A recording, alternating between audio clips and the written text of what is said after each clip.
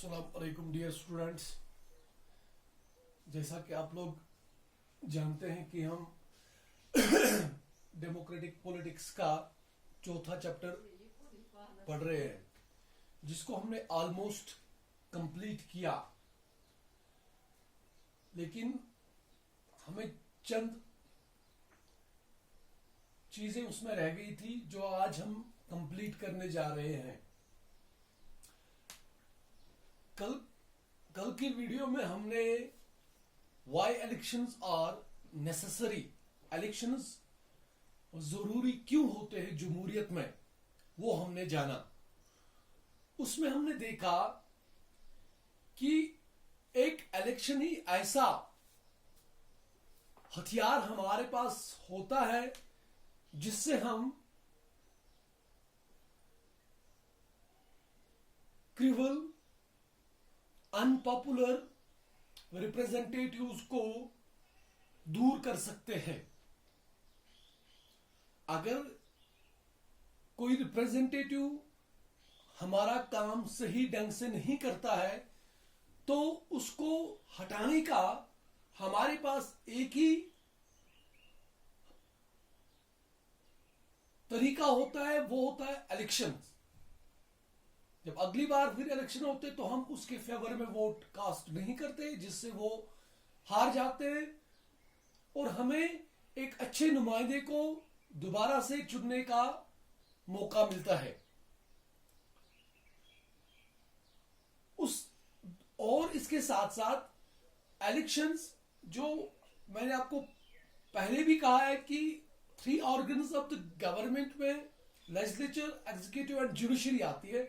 उसमें हमने देखा कि जब लेजिस्लेचर हम लोग बना लेते हैं, जब हम रिप्रेजेंटेटिव्स को चुनते हैं, तो उसके बाद एग्जीक्यूटिव का काम होता है उन चीजों, उन पॉलिसीज को, जो वो पॉलिसीज फ्रेम करते हैं हमारे लेजिस्लेचर्स, उनको एग्जीक्यूट करना।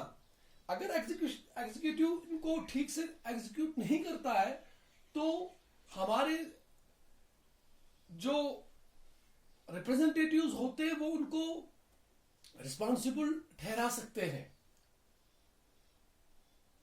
और लास्ट पे हमने ये देखा कि without elections democratic government can not be set up, जिसमें मैंने आपको वो कोटेशन बताई थी, without elections there is no democracy.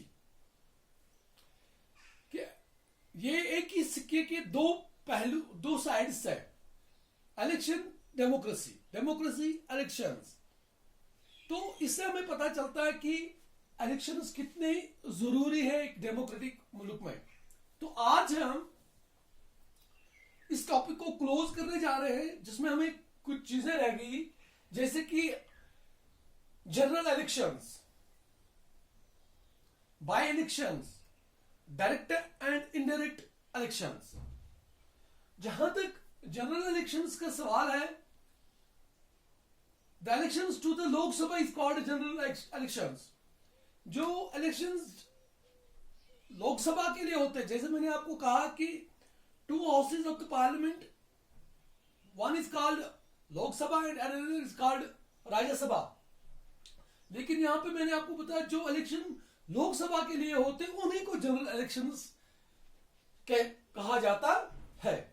ये इलेक्शन हर 5 साल के बाद होते हैं। जैसे हमारे यहां इंडिया में ये इलेक्शन हर 5 साल के बाद होते हैं।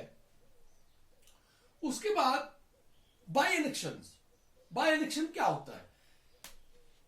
अगर कोई इलेक्टेड कैंडिडेट जिसने जीता हुआ हो वो मर जाए,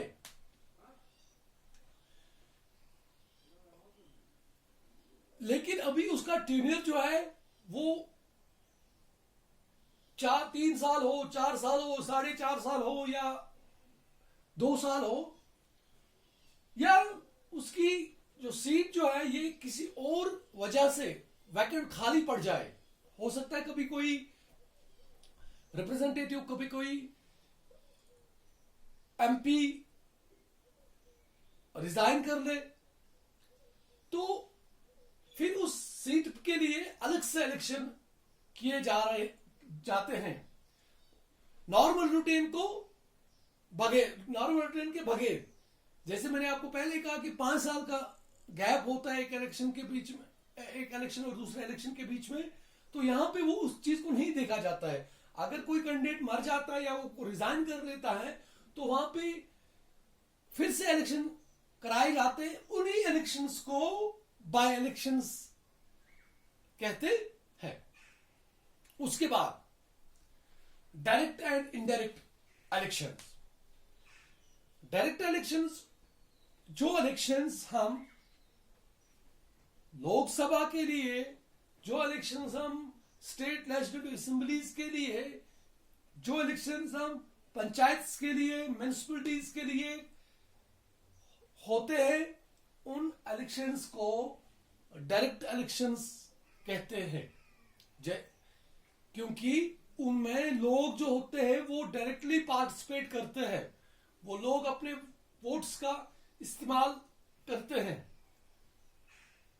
और जहां तक इनडायरेक्ट इलेक्शंस का सवाल है, जैसा कि उसमें हम मिसाल पेश कर सकते हैं राज्यसभा की मेंबरान की। जैसे राज्यसभा के लिए, जिसकी कैपेसिटी हमारे यहाँ इंडिया में 250 मेंबर्स होते हैं राज्यसभा में, upper house of the parliament,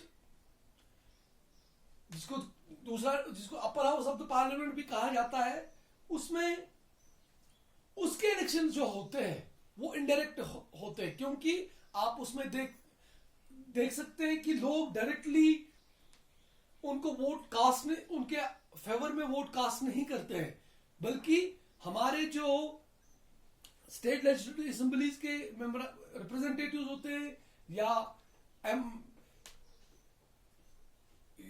और क्या बोलते हैं उनको, एमएलसीज होते, एमएलसीज होते, member of state legislative council, उनके मेंबर जो होते हैं वो उनके फेवर में वोट कास्ट करते हैं। तो उस चीज को इनडायरेक्ट इलेक्शंस, उस इलेक्शन को इनडायरेक्ट इलेक्शन कहते हैं। सीधी सी बात है, डायरेक्ट इलेक्शन उन इलेक्शंस को कहते हैं जिनमें लोग डायरेक्टली पार्टिसिपेट करते हैं इलेक्शन में, और इनडायरेक्ट इलेक्शन उन इलेक्शंस को कहते हैं जिनमें लोग डायरेक्टली पार्टिसिपेट नहीं करते हैं, वो अपने उनकी पार्टिसिपेशन उनके रिप्रेजेंटेटिव्स के थ्रू होती है। तो ये था, इस तरह से हमारा डेमोक्रेटिक पॉलिटिक्स का चौथा चैप्टर कंप्लीट हुआ। कल हम किसी और टॉपिक को उठाएंगे। तब तक के लिए खुदा हाफिज।